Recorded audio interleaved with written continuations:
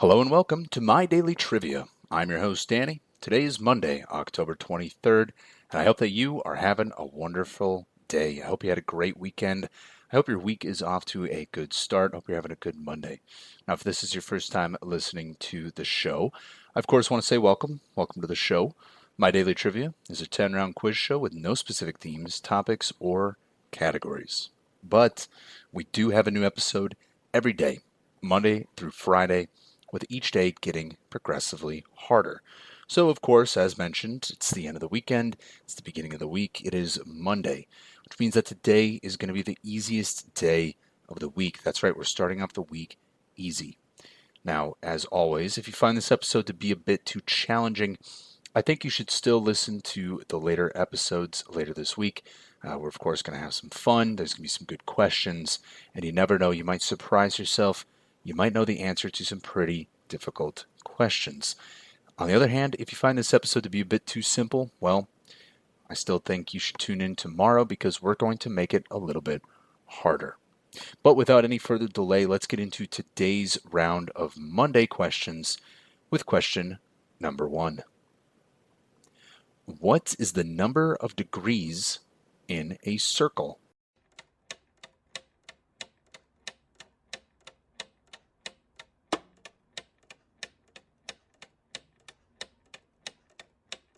And the answer there is 360. A degree, which is usually denoted by the little circle that goes right up by the number, is a measurement of a plane angle in which one full rotation is 360 degrees. The original motivation for choosing the degree as a unit of rotations and angles is actually unknown. One theory states that it is related to the fact that 360 is approximately the number of days in a year. Ancient astronomers noticed that the sun, which follows through the elliptic path over the course of a year, seems to advance in its path by approximately 1 degree each day. Some ancient calendars, such as the Persian calendar and the Babylonian calendar, used 360 days for a year. The use of a calendar with 360 days may be related to the use of sexagesimal numbers. So, once again, the circle, 360 degrees, but a calendar year, 365. So, if you forget one, you can kind of use the other to try to remember. Okay? Good. Let's move on to question number 2. What sport does Cristiano Ronaldo play?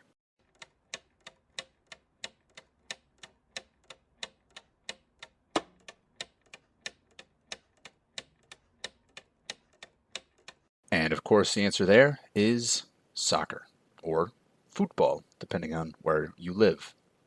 Cristiano Ronaldo dos Santos Aveiro, by the way, that's his real name. I did not know that. I thought Cristiano Ronaldo was perhaps his first and last name, but in fact, his full name is Cristiano Ronaldo dos Santos Aveiro. He was born on February 5th, 1985. He is a Portuguese professional footballer who plays as a forward for and captains both Saudi Pro League club Al Nassr and the Portugal national team. Widely regarded as one of the greatest players of all time, Ronaldo has won 5 Ballon d'Or awards, a record 3 UEFA Best Player in Europe, and 4 European Golden Shoes, the most by a European player. He has won 34 trophies in his career, including 7 league titles, 5 UEFA Champions Leagues, and the UEFA European Championship and the UEFA Nations League. So, all of that is accomplished by Cristiano Ronaldo, and all of that was in soccer or football. Again, depending on where you live. I live in America, so we call it soccer. Football is something a little different, but Cristiano Ronaldo, nonetheless, a very accomplished athlete in that sport. Question number 3. In which ocean is the Bermuda Triangle located?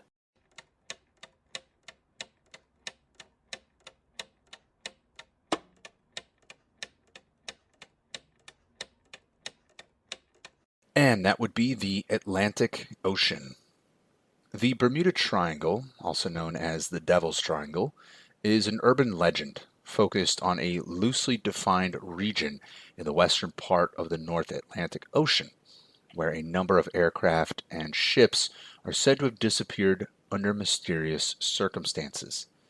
The idea of the area is uniquely prone to disappearances arose in the mid 20th century, but most reputable sources dismiss the idea that there is any mystery. Now, I remember as a kid learning about the Bermuda Triangle, hearing that it was a dangerous place to fly through or take a boat through. I remember thinking it was a real problem. I remember being quite afraid of the Bermuda Triangle. I remember once my mom was taking a trip. I think she was going to the Dominican Republic, maybe. I remember learning that she was going to be flying through the Bermuda Triangle. I got quite worried, but evidently there was nothing to be too worried about. In any case, Bermuda Triangle, it's fictional, but it is located in the Atlantic Ocean. Moving on to question number 4. Which U.S. state is known for peaches?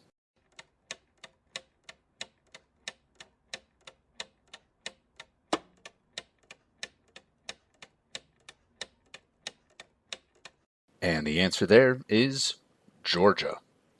This can be a bit misleading because while Georgia is on many consumers' minds when it comes to fresh, juicy peaches, it's actually California. That is the largest peach producing state in the United States by a lot, actually. In 2022, California's harvest yielded 475,000 tons of fruit, with South Carolina at a way distant second at 6,400 tons, and Georgia came in third place with the production at 24,000 tons. So 24,000 tons in Georgia compared to 475,000 tons in California. California is by far the largest producer of peaches in the state, or excuse me, in the United States. But the United States actually trails in peaches globally. It only produces about 5% of the world's total. The number one producer is actually China, where peaches are native, and it produces 45% of the world crop. So, China's the biggest producer in the world. California is the biggest producer in the United States, but Georgia is the one that's famous for it. Seems a little bizarre. Nonetheless, let's move on to question number 5. Steve Harvey is a game show host. What show does he host?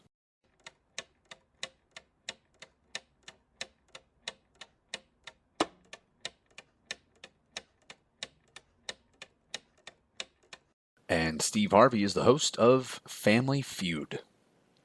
Family Feud is an American television game show created by Mark Goodson.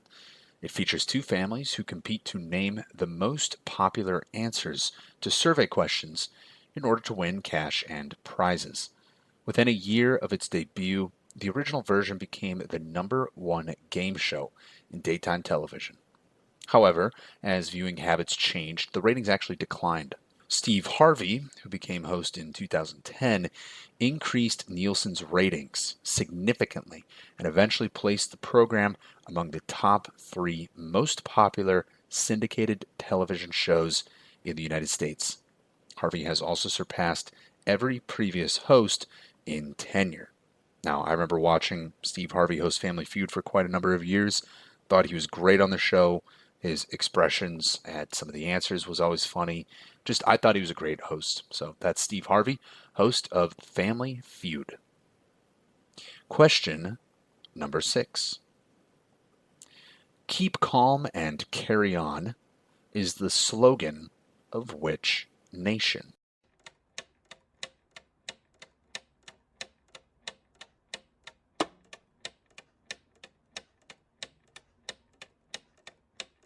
And that would be the United Kingdom.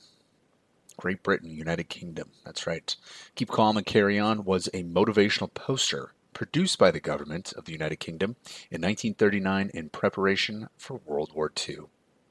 The poster was intended to raise the morale of the British public, threatened with widely predicted mass air attacks on major cities. Although nearly 2.5 million copies were printed, and the Blitz did in fact take place, the poster was only rarely publicly displayed and was little known until a copy was rediscovered in 2000 at Barter Books, a bookshop in Alnwick. It has since been reissued by a number of private companies and has been used as a decorative theme for a range of products. Moving on to question number 7. Which country occupies half of South America's western coast?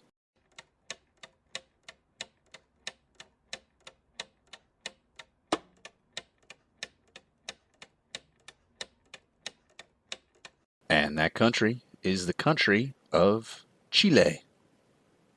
Chile, officially the Republic of Chile, is a country located in western South America. It is the southernmost country in the world and closest to Antarctica, stretching along a narrow strip of land between the Andes Mountains and the Pacific Ocean. Chile is among the longest north-south countries in the world.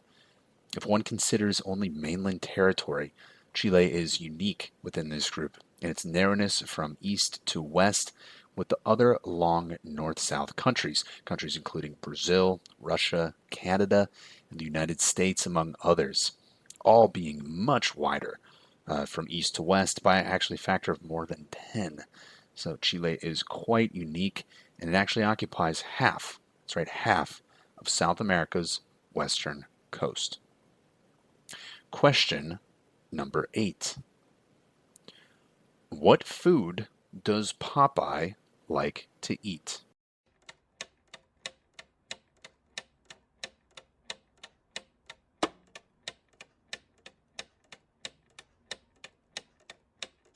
And the answer there is, of course, spinach.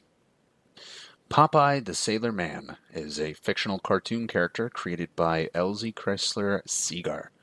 The character first appeared on January 17, 1929, in the Daily King Features comic strip called Thimble Theater. By the end of 1929, Popeye's strength had become a regularized fixture of his character, with spinach, by 1932, becoming the primary repository of his prowess. So I don't know if you ever watched the cartoon, but if you remember, sometimes when he gets in a fight with that other character, whose name I can't remember, he'll crack open a can of spinach, pop it all in his mouth, and all of a sudden, he balloons up like he's the Incredible Hulk, right? Now all of a sudden he has this amazing strength. Anyway, I've eaten spinach for years. I don't look anything like Popeye. Actually, I probably look better than Popeye. Popeye was kind of short. I think he had one eye. I'm tall. I have both my eyes, so maybe that's better. In any case, Popeye, he was always popping that spinach. Moving on to question number 9. What is the language of the Canadian province of Quebec?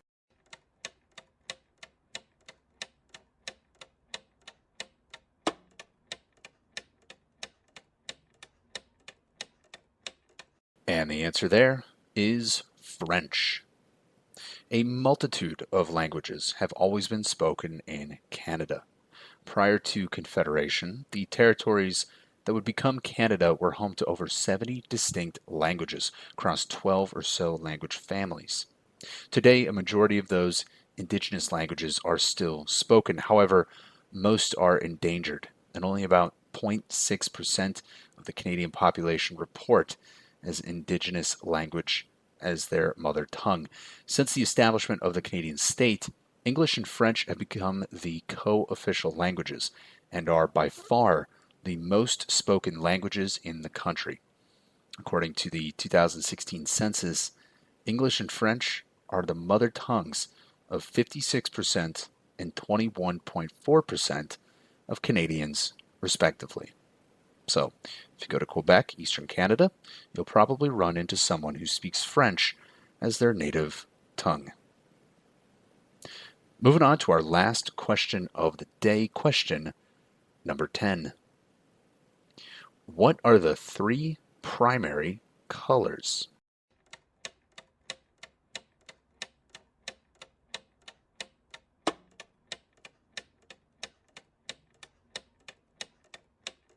And those 3 are red, yellow, and blue.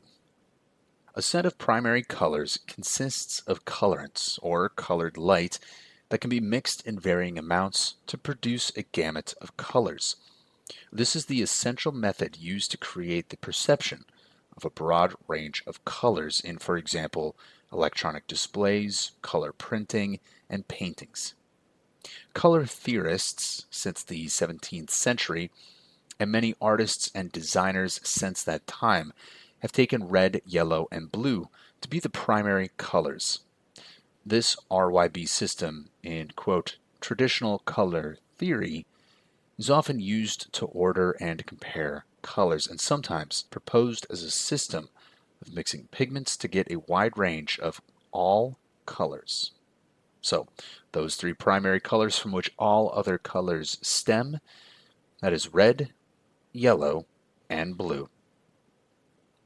So that will conclude this round of My Daily Trivia. As always, if you found this round to be a bit too simple, I encourage you to check in tomorrow. We're going to make it a little bit harder on Tuesday. And if you found this round to be a bit challenging, I still think you should listen to tomorrow's episode. You might have a good time. I want to thank all of you again for listening to My Daily Trivia.